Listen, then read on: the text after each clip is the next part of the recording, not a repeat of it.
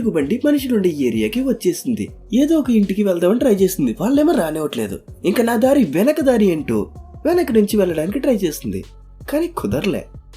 ఎవడరా ఇల్లు కట్టిన మేస్త్రి, ఎంత పైకి ఎవడైనా కిటికీ పెట్టుకుంటాడా? ఒకసారి నువ్వు కనపడరా, నాలాంటి వాళ్ళకి ఇబ్బంది అవదా? అక్క తినడానికి ఏమైనా ఉన్నాయా? లేకపోతే లేదనాలే. ఎలా కసురుకుంటావే? కొంచెం ఉంటే పడిపోయేవాడిని. ఇక్కడే ఏనుగు అదుపు తప్పిపోయి ఊరిలోకి వచ్చి అక్కడ ఉన్నటువంటి చిన్న చిన్న కొట్లు ఇళ్లను పడగొట్టేసింది.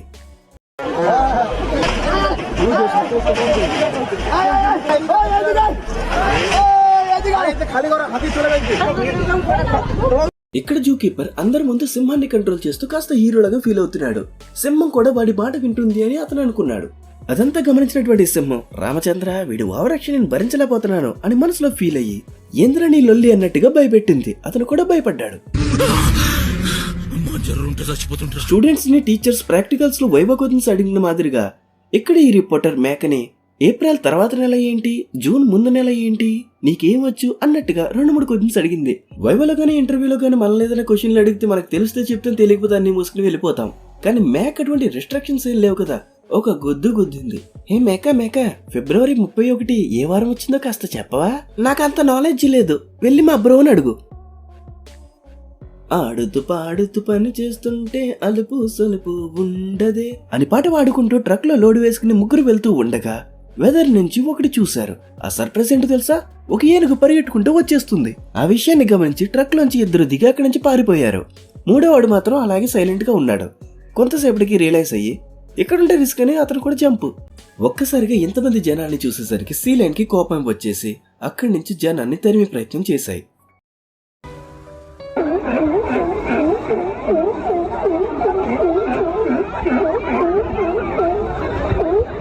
సినిమాలో ఎక్కడ ఏ సీన్ మిస్ అవ్వకూడదని మనం థియేటర్ కి ముందుగానే వెళ్ళి కూర్చొని చూస్తూ ఉంటాం.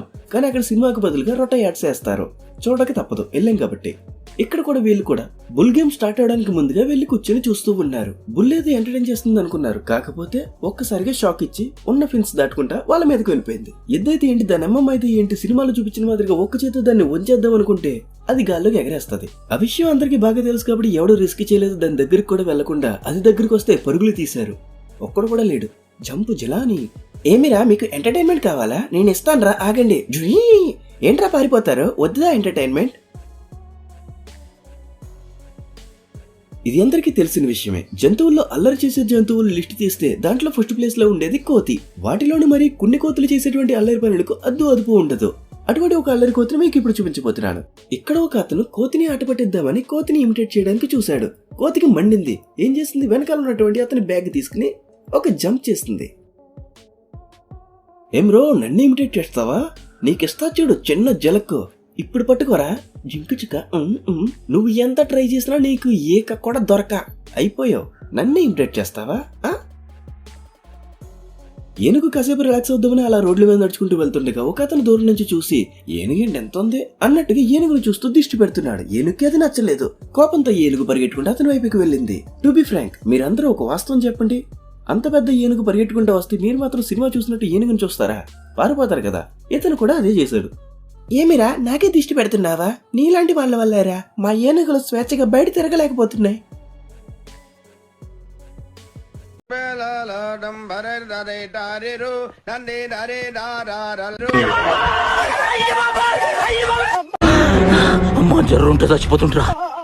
బహుశా ఇటువంటి వీడియో క్లిప్ ని మీరు ఇప్పటి వరకు ఎప్పుడు చూసి ఉండకపోవచ్చు. ఎందుకంటే ఇప్పటి వరకు ఎన్నో జంతువులు కోపంగా ప్రవర్తించడం చూసి ఉంటారు. కానీ ఒంటె ప్రవర్తించడం చూసారా? బహుశా కారులో ఉన్న వాళ్ళు ఒంటెను మిల్క్ షేక్ అడుగుంటారు. ఇక్కడ ఎడారిలో తాగడానికి వాటర్ లేదని మేము ఏడుస్తుంటే నీకు మిల్క్ షేక్ కావాలేంట్రా అంటూ కారు అద్దాన్ని పీకి విసిరి కొట్టింది. బయటికి వెళ్ళనివ్వకుండా జూలోనే ఉంచేశారని గొరిల్లా బ్రో ఏమో ఫ్రస్ట్రేషన్ లో ఉన్నాడు. ఇలాగ పిల్ల బచ్చేగాళ్ళందరూ వచ్చి హే గొరిల్లా, నువ్వే కదా కింగ్ కాంగ్ లో హీరో, నువ్వే కదా, నాకు తెలుసు కదా అంటుండే దానికి ఇంకా మండింది. మీరైపోయారా అంటూ కోపంగా పరిగెట్టుకుంటూ వచ్చింది. దారిలో అద్దం ఉంది, అద్దం బద్దలైంది. బచ్చగాళ్ళందరూ జంప్. ఇక్కడ రైను అడవిలో తిరుగుతూ బాగా అలసిపోయి ఒక జీప్ కనిపిస్తే లిఫ్ట్ అడిగింది. వాళ్ళు ఏమన్నారు? నీ పర్సనాలిటీకి ఇక్కడ ప్లేస్ లేదు అనేశారు. దెబ్బకి రైను కోపం వచ్చి నా ఏరియాకి వచ్చి నాకే లిఫ్ట్ ఇవ్వరా అంటూ జీప్ ని ఎత్తి పడేద్దామని కోపంగా జీప్ వెంట పడింది. జీప్ స్పీడ్కి వెళ్ళాడు కాబట్టి సరిపోయింది. లేదంటేనా ఎత్తవతలి శ్రేసిది.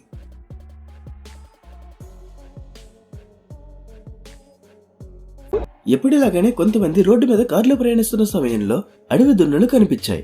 వేగంగా వెళ్తే కారుకి ఎక్కడ అడ్డంగా వచ్చేస్తాయన్న భయంతో కార్ని నెమ్మదిగా తీసుకువెళ్తూ ఉన్నారు.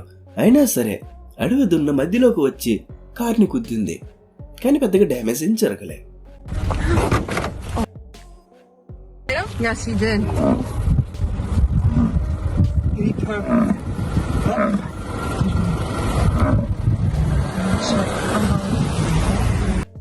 ఏం లేదు బ్రో, కంగారుని నీకు కంగారు ఎక్కువ, నెమ్మదిగా వెళ్ళు అన్నాడంతే. కంగారుకు కోపం వచ్చి ఇలా చేస్తూ ఉంది. Get him, Jory! What? Get him! Push him! No, I don't. Scratch his ears. Scratch his ears. ఇక్కడ గొర్రెలకు ఆహారం వేయడానికి వస్తే ఆ గొర్రెల్లో ఒక గొర్రెకు కోపం వచ్చి అతని పైన దాడి చేయడానికి చూస్తుంది.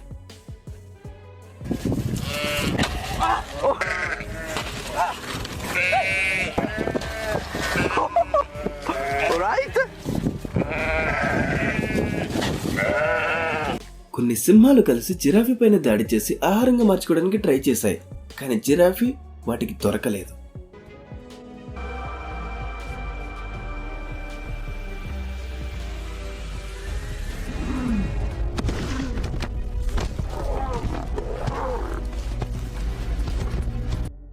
ఏయ్, మా ఫ్రెండ్ గండి వదులు వాడిని ఏం చేస్తావు ఇప్పుడే?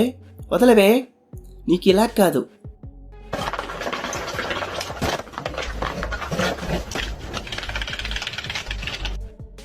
ఒక ఎడ్యుకేషన్ షోలో భాగంగా జింక ప్రవర్తన ఎలా ఉంటుంది అని చెప్పడం కోసం ఒక జింకను తీసుకువచ్చారు. అప్పటి వరకు బానే ఉంది.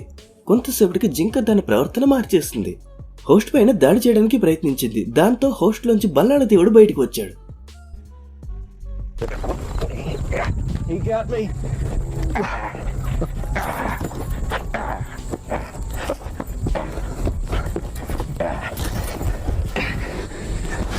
ఇక్కడ వీళ్ళు కారులో ప్రయాణిస్తూ ఉండగా వీళ్ళకి ఒక దుప్పి కనిపించింది. అప్పటి వరకు బానే ఉంది. ఒక్కసారిగా వెనక్కి తిరిగి వీళ్ళపైన దాడి చేయడానికి ప్రయత్నించింది.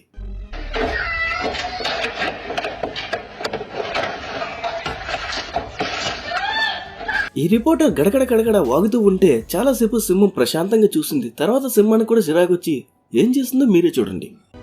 And if it gets really cold, he can go into his den in the back. Right, Tao? వీడియోని చివరి వరకు చూసిన ప్రతి ఒక్కరికి చాలా థ్యాంక్స్. ఈ వీడియో కనుక మీకు మంచిగా అనిపిస్తే ప్లీజ్ వీడియోని లైక్ చేయండి. Thanks for watching.